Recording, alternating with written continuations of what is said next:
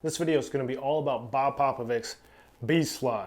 We're going to break it down. We're going to talk about all the things you need to get the beast right. Then we're going to take a quick look at my Musky BEAST platform, which is really just a shank hook layout to get proper hook position for a single hook beast pattern for fishing e-socks or kind of T-bone slash and grab style species. And then I'm going to do an edit for a tying step-by-step for this Musky BEAST. And because you guys have watched the bucktail deceiver, the bulkhead, the hollow fly, the reverse bulkhead, and the bucktail dubbing loop videos, I hope, from the technique series, you're going to be able to put all this together, lickety split, and have one of the best casting, large profile, best swimming flies ever designed, thanks to Bob Popovics. The Bob original, man. Bob Popovics is somebody who I'm just extremely grateful to call a mentor and a friend. And this is, in the vise, a Bob Popovics original beast that he gave me. And this is it's probably my all-time favorite fly design.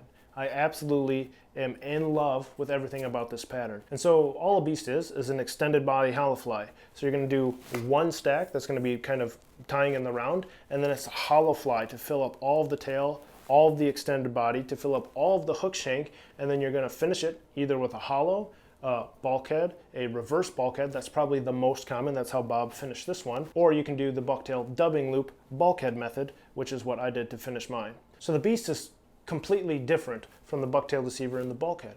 And the reason why is, in the bucktail deceiver and the bulkhead, if you look at the diagrams that I sketched on the whiteboard, you have long hair, medium hair, short hair. You have to choose and select the right bucktail with the right hair length, with the right taper in the tips to build this proper silhouetted fly, because you can only work with the shank length that you have. That's all the room you have to build the proper taper. When you dive into the beast, one of the simplest things is actually getting the proper taper, because you're going to use the same hair to tie the fly. You're going to choose it from the same area on the tail. You're going to choose it at the same length. And the way you build the taper of the beast is in the spacing of the stacks. So instead of choosing shorter and shorter hair, you choose the same hair, but the interval between the stacks controls the taper of the tips. And as you progress forward, the angle opens up. And as you open up the angle, the X factor for the YX gets shorter and shorter, and you build up more and more flare, and you get nothing but taper from the tips all the way to the tail. Now, because the fly is built up of so many sections, the thing I have to emphasize, and the thing that you should see when you watch Bob tie this, sparseness. Sparseness. Check this out. You can see through my fly. You can see through this fly. That's how sparse it is. I'm using about 15 to 20 strands per stack. Now that's crazy sparse, right? It should be startlingly sparse to you, because most people are tying with 40, 45, 50 strands per stack. I mean, most people are way overdressing flies, right? Now I'm talking 15 to 20 strands. You should fold the back and you should be like, that's nothing. There ain't nothing there. When you look through your finished fly, you should be able to see through it. You should be able to see the spine of the shanks or the hard mono. Because what happens is in the water, you have all these stages and all these layers, and the moment you pull it, the moment you animate it, and they collapse and they start to close and breathe, because you're not getting the movement in the mono. It's not like the mono swimming. It's not like a game changer, but you have this open hair, and the hair undulates and compresses, right? So you have all these open angles, the hair is flowing and breathing, and you have all these overlapping layers. So just because you have 15 stacks here, I have 15 over here that cover it, 15 here that cover it, 15 here that cover it, 15 here that cover it. Now we have 30, 45, 60, 75, 90. Now I have 90 strands of hair in the water that are collapsing over that. And when the swimming silhouette of that fly blocks all the light, and it's completely opaque, which is natural for a big forage. So the beast allows you to tie the sparsest, biggest, largest profile flies you can to match the biggest forage that you have, while being ultra lightweight, very low wind resistance, and castable on just about any predator setup you can think of. So then the key elements become sparseness, taper through the staggered starts of the bucktail as you open them up using the same length hair, but spacing it out appropriately across that extended body, building bulk forward, and then most importantly, trusting the flare. Do not be afraid of the flare, because in the water, it's the flare that gives it the action. So that's Bob Popovics Beast. Let's dive into the Musky Beast, and I want to show you how I do the extended body to kind of get that half-inch spacing that would be very typical on Bob's extended body style, and then hook placement for pike and muskie. So with regards to the Musky Beast, I still have Bob's original in the vise, and you can see it's a hook up front pattern. Now that is ultra common in saltwater because saltwater fishery is usually tarpon. It's usually snook, it's usually striped bass. It's a lot of bucket mouth feeding style fish. And the thing about bucket mouths is they tend to inhale the head of the bait. No matter how big the bait is, it doesn't matter, they inhale the head of the bait. So even if you have a 14-inch fly, you got this short shanked saltwater stout hook up front, you're good to go, you're solid. But the problem is, not all fish feed the same. And depending on the mouth style, a lot of fish tend to ram, they tend to T-bone, they tend to slash and grab. Now that's going to be very typical of things like trout, of things like pike and muskie, of things like barracuda. And so one of the design issues around the beast is how can I slip that hook farther back into the pattern for more mid-body takes behind that head where a fish is going to grab, manipulate, take it down to bottom, hold it in their mouth, which is very common for e-socks to do. So I've taken my beast fly, I've done a shortened tail section, shorter than Bob's, a shortened tail section, and then the hook becomes a part of that tail section, and then I displace it behind about a 50 millimeter shank that I'm going to build myself, but you can use like a 40 millimeter Flyman Fishing Company big game shank. It's going to be about perfect for it, and you'll have a full profile Musky Beast extended body with the hook placement right about that third mark between the third and the half for that proper T-bone grab on a full-sized bucktail hollow fly. So I'm going to run 3 35 millimeter Flyman Fishing Company articulated chains out the back. Now the cool thing about this, if you look at Bob's tail, he does half-inch marks on his mono extensions. So to get the proper spacing on the shanks, I'm only going to put 2 stacks on the shanks. I'm going to do one right in front of the R and one right at the hook eye. And if you look at it, you almost get this perfect staggered effect, just like taking the mono extension, marking the half-inch. So if you look at the shank up close, I'm going to draw a big one. Right where the R-bend comes back, tie on the round shank. Don't tie on the R-bend. Tying on an R-bend sucks, plus it's really close to your vise, so it's really hard to get a nice angle to the bucktail because the vise is in the way.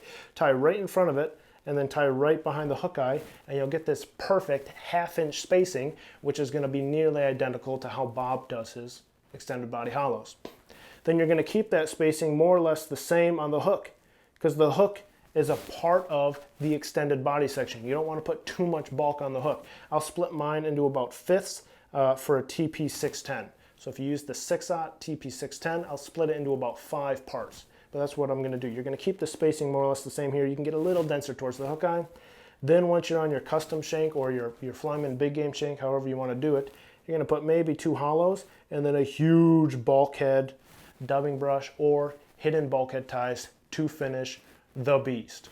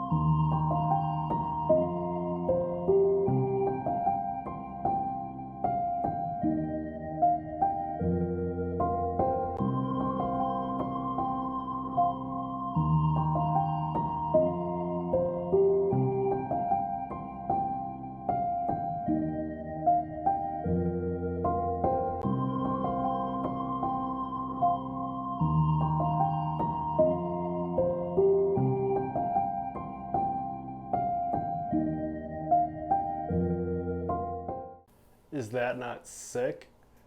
That is sick, right? Look how sick that is. That is sick. Oh my goodness. That's a Musky BEAST right there. Look at that hook placement. That's my hook point. 1/3 to half mark. Perfect for the slash and grab T-bone. Absolutely full size. Like rocking 13 inches right there. Crazy sparse. Taper through the staging of the stacks. Same bucktail from the same location at the hair on the same length. Open it up as you go. Put all the density forward. Tie it in super sparse. Trust the flare. The flare is what breathes and moves and swims. Push water up front. And remember that the layers, as they collapse down, make the opaque bait in the water so that it blocks light. As you add up all of the sparseness, you get the illusion of bulk and a truly massive castable swimming machine. Thanks for watching, guys. I am borderline speechless. That might be the best fly I've ever tied in my life.